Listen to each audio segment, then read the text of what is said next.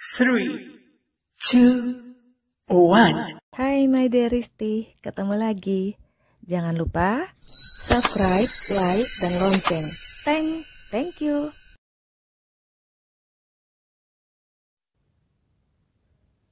Sepuluh bulan kemudian, part 24, bos tampan yang mati rasa. Hai Lan, sudah sampai ya? Tanya Andre saat mengangkat telepon dari Alan. Iya mas, saya sudah di alamat yang mas berikan.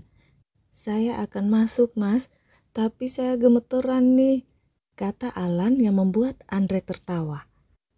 Masuk saja Lan, mereka ada di dalam kok. Barusan aku habis telepon Alana. Nanti aku akan video call lagi supaya aku bisa melihat pertemuan kalian. Fighting, kata Andre lalu menutup teleponnya. Alan bertanya pada petugas di lobi lalu berjalan sesuai petunjuk tersebut. Setelah mencari-cari, Alan menemukan nomor yang dicari. Alan menekan bel apartemen di depannya. Tak ada reaksi. 2 kali, belum juga ada reaksi. Saat Alan akan menekan ketiga kalinya, pintunya terbuka sedikit. Huar. Suara itu terhenti dan matanya melotot. Alan membuka kedua tangannya, tanda ingin memeluk. Alana masih terkejut. Gak kangen sama kakak nak? Tanya Alan tersenyum, tapi suaranya sudah bergetar menahan tangis. Matanya sudah berkaca-kaca. Pintu itu pun terbuka dan tubuh Alana sudah dalam pelukan Alan. Menangis. Alan memeluk adiknya sambil menuntun masuk dan menutup pintu. Suara tangisan Alana semakin keras. Gak apa-apa dek, gak apa-apa. Minta maaf kakak baru datang. Minta maaf tidak melindungimu, tidak menjagamu. Kakak sungguh-sungguh minta maaf dek.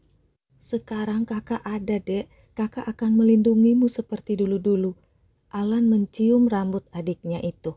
Dia juga menangis, tapi sangat senang. Alana tambah menangis mendengar kata-kata Alan. Mami, suara anak perempuan memanggil menyadarkan Alana. Alana bingung, ingin cepat-cepat menyembunyikan amarah, tapi amarah sudah berdiri di sana. Alan melepas pelukannya pada Alana. Dia berdiri, dia melepas topi dan jaketnya. Alan tersenyum pada Amarah. Hai anak cantik, sapa Alan. Uncle, Amarah berlari langsung melompat ke dalam pelukan Alan. Alana terkejut. Alan menciumi Amarah dengan air mata yang membanjiri pipinya. Anak manisku sayang, Uncle minta maaf baru sekarang datang menemuimu sayang, kata Alan memeluk Amarah dengan sangat erat. Uncle curang, kok gak bilang mau datang? Tapi Ara senang sekali Uncle ada di sini. Amarah juga memeluk Alan dengan sangat erat.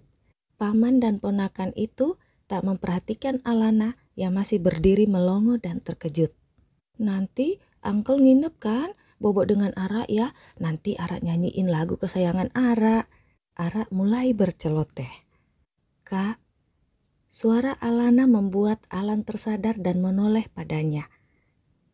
Nanti aja ceritanya dek. Sekarang kakak ingin memeluk kalian berdua. Kakak kangen sekali nak. Alan meraih kepala Alana. Memeluknya sambil meladeni pertanyaan Amarah yang tak henti-hentinya. Itu handphonemu nak? Kayaknya ada suara, kata Alan. Alana kaget karena tadi dia sedang video call dengan Andre saat bel apartemennya berbunyi. Alana langsung mematikan handphonenya itu. Sementara di Indonesia, Andre tertawa senang. Alana pasti akan membunuhku, kata Andre tertawa. Malam itu, Amarah tertidur di pelukan Alan. Sejak tadi Alan sampai, Amarah sama sekali tidak lepas dari pelukan Alan. Bahkan saat Alan ke kamar mandi, Amarah duduk di depan pintu kamar mandi menunggunya. Alan memeluk Alana yang kembali menangis saat mereka berbagi cerita 6 tahun lebih perpisahan mereka. Apalagi saat Alan bercerita tentang ibu bapak mereka. Mereka belum tahu nak, kakak belum berani untuk memberitahukan pada mereka. Tapi kakak yakin pasti akan ada jalannya nanti. Yang penting kamu gak perlu takut lagi. sekarang ada kakak, kata Alan. Kakak pindah ke sini aja ya kak, kata Alana pelan. Itu sama saja dengan membunuh papa mama nak. Kamu gak ada aja itu sudah sangat berat buat kami. Apalagi mama. Tiap hari nak selama kamu gak ada. Mama masak banyak. Mama takut kalau kamu tiba-tiba pulang dan lapar, kata Alan yang membuat Alana kembali menangis. Kakak berapa lama di sini? Lana pingin minta cuti kak, kata Alana. Gak usah dek, jangan sampai mengganggu kerjaanmu. Kakak dapat izin 10 hari. Siang nanti kakak bisa jaga Ara, kalau malam kita bisa sama-sama, jadi gak perlu cuti, kata Alan lagi. Tapi kita gak bisa jalan-jalan kalau aku kerja terus kak, kata Alana. Kan nanti kamu ada hari libur, jadi saat itu baru kita jalan-jalan. Tenang aja dek, waktu masih banyak kok, kata Alan lagi. Malam itu Alana seperti tidak mau tidur, tapi akhirnya dia tertidur di samping Alan. Mereka bertiga tertidur di sofa. Kita kembali pada Mark yang mondar-mandir. Nih orang mondar-mandir terus, kalau setrika itu sudah setumpuk baju yang licin. Kenapa sih mas bro? Tanya Andre sambil mengaduk masakannya. Tadi saat dia pulang dari rumah sakit, Mark sudah ada di rumahnya dan mengeluh lapar. Kamu masih sering video call dengan anakku? Tanya Mark. Sejak ada Alan di sana, hanya 2 kali yang diangkat. Kenapa? Kangen anakmu? Tanya Andre. Mark diam. Mas bro sudah siap kalau Alan atau Alana tahu mas bro itu ayahnya Amara? Tanya Andre. Mark hanya diam. Bukan dia tidak siap, tapi memang Andre yang melarangnya. Karena takutnya kalau Alana mengetahuinya, Alana akan menghindar dan bersembunyi lagi. Jelas dia tidak ingin kehilangan anaknya Amara. Andre bisa melihat Mark yang gelisah. Halo Lan, kamu ada dengan Alana atau hanya dengan Amara di situ? Tanya Andre menelpon Alan. Mark menatap Andre. Oh, oke. Ditunggu ya Lan. Andre menutup telepon. Ada Alana mas bro, kata Andre menaruh makanan di meja makan di depan Mark. Mark terdiam lagi. Oh ya, mas bro, sepertinya yang menuduh Alan make uang itu adalah kepala bagiannya. Aku mencari tahunya dari mobil Alan, kata Andre. Mark mendongak. Mobil Alan? Tanya Mark. Andre mengangguk. Mas bro ingat waktu mas bro nanya Alan punya motor atau mobil enggak? Saat itu aku baru tersadar sudah tidak pernah melihat mobil Alan lagi, jadi aku cari tahu. Waktu kejadian Alan dituduh itu, mobil dan tabungan Alan disita. Alasannya untuk mengurangi uang yang dipakai Alan. Uang itu ditarik oleh kepala bagiannya. Mobilnya juga dijual oleh orang yang sama. Anehnya, uang-uang itu tidak masuk kantornya. Alan tetap tercatat sebagai pelaku, cerita Andre. Berikan nama orang itu, kata Mark. Andre mengirim data-data yang dimilikinya pada handphone Mark. Setelah melihatnya, Mark menelpon.